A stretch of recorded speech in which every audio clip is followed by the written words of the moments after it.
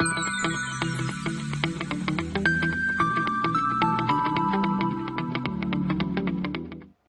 dear student, this is Devang Shah from LG Institute of Engineering and Technology, and we are learning the subject Basic Electrical Engineering. So far we learn about unit number 1, 2 and 3. Now we'll start with the new chapter that we define as electrical machines. Now in electrical machines, these following topics we are going to learn. One of the topic is called three-phase induction motor. So today we are going to cover three-phase induction motor. Then we will discuss rotating magnetic field RMF. It is also a part of the three-phase induction motor. Then single-phase induction motor, DC machines and generators. So let us start first with the three-phase induction motor. We'll start with the introduction. So what do you mean by motor?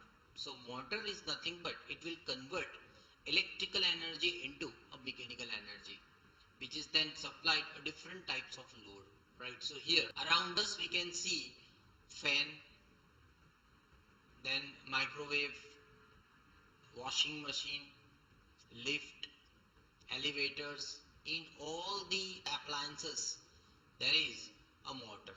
So nowadays motor is the basic requirement of all electrical appliances. So that's why here need to convert electrical energy into mechanical energy. So here the induction motors are motors which work on alternating voltage. So it will work on alternating voltage where we have to apply the alternate supply. Induction motors having two types. One type of induction motor is defined as a three-phase induction motor. Another type we define as a single-phase induction motor. So here, in three-phase induction motors are widely used in industrial applications mainly because of they have simple and rugged construction, low cost, high efficiency, self-starting torque and low maintenance. So it is widely used in industrial applications. We'll start with one of the part of three-phase induction motor where you can see this is the overall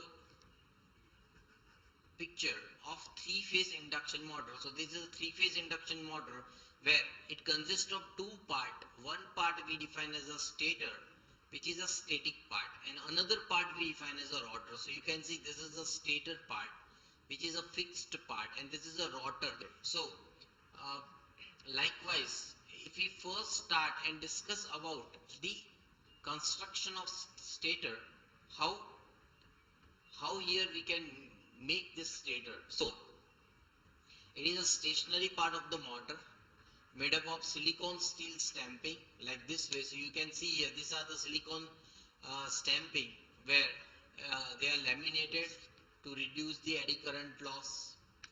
Same way, this is the part of the stator, the outer part of the stator where inside it is a rotor. So this is a slotted part of a stator which is made up of the silicon steel, right? So we are talking here outer part of this motor. When complete stator is assembled, the slots are formed on the inner side of stator.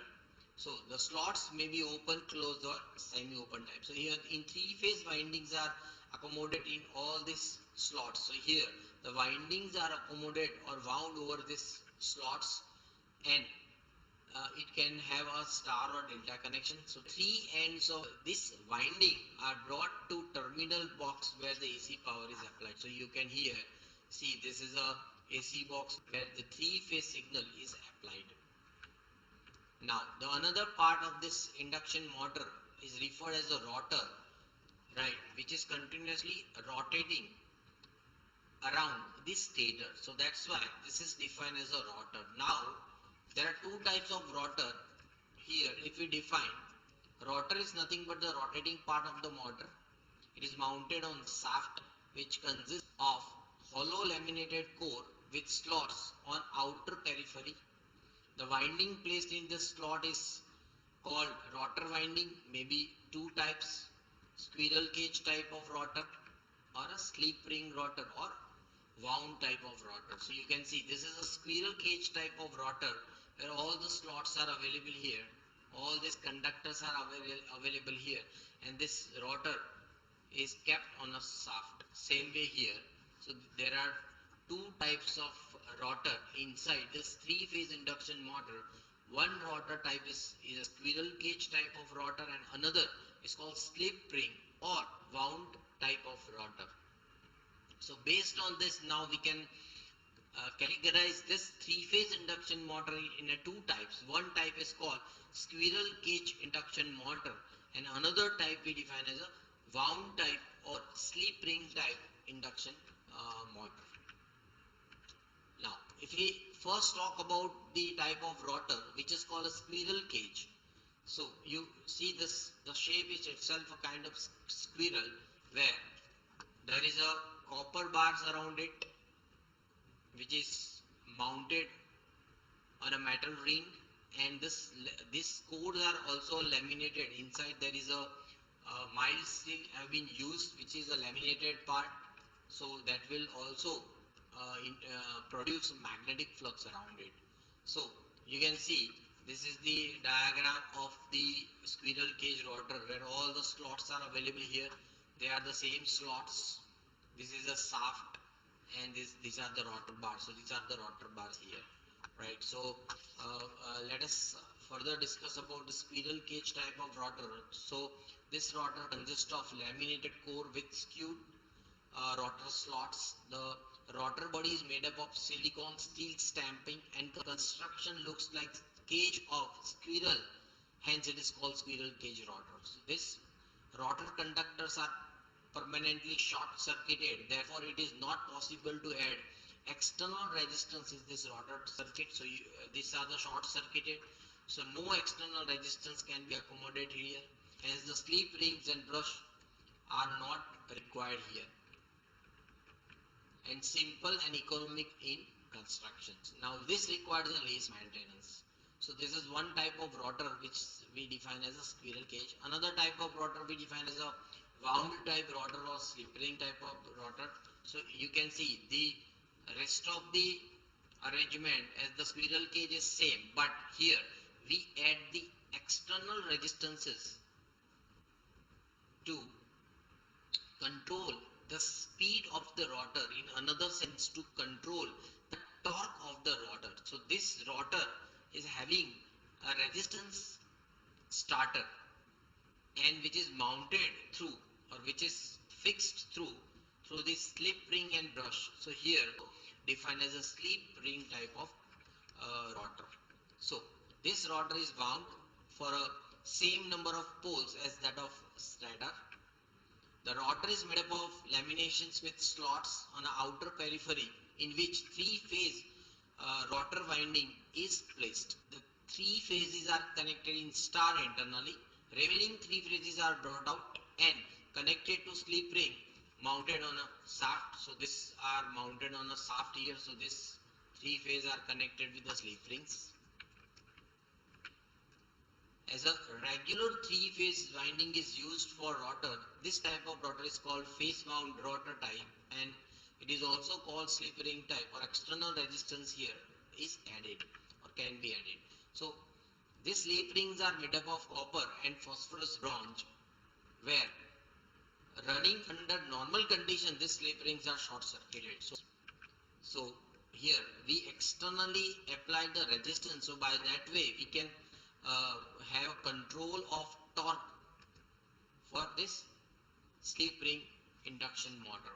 Now if we talk about the comparison of the slip ring motor and squirrel cage induction motor, then the another name of slip ring induction motor we define as a phase wound rotor, and this is a cage motor. Same way in terms of the construction. So slip ring motor is quite complicated in construction, while squirrel cage is a simple. Resistance can be added externally to the rotor. Here not possible to any type of resistance or external resistance. Starting torque is high, but for a squirrel cage it is a low. It is a low. Brushes are present in a slip ring, here absent in a squirrel cage. Maintenance is a frequent maintenance is required since in a squirrel cage very less maintenance is required. Here the copper loss is very high in a slip ring motor while very low in a squirrel cage motor. Efficiency is very low in a slip ring motor while high in a squirrel cage. Same way, it is possible to control the speed of slip ring motor while not possible the control the speed of the squirrel cage. Same way the power factor is low in a slip ring motor while high in a squirrel cage motor. Cost is high in slip ring while very cheap in or cheap in squirrel cage type of motor. Starting current is very low in a slip ring motor while starting current is high in a squirrel cage type of motor. Now, what are the uses where hoist, cranes, elevator, where high torque or high initial torque is required, where the slip ring motor is required, but in lathe machine, fan, blowers, then profiting machine, etc. Are the application of squirrel cage motor where the low torque is required. Right? So here we learn about the three-phase induction motor and the construction of three-phase induction motor, where we learn about the stator as well as rotor, and there are two types of rotor. One is called squirrel cage and another one is called slip ring or wound type. Thank you, dear student. If you have any doubt, please write in the comment box. Thank you very much.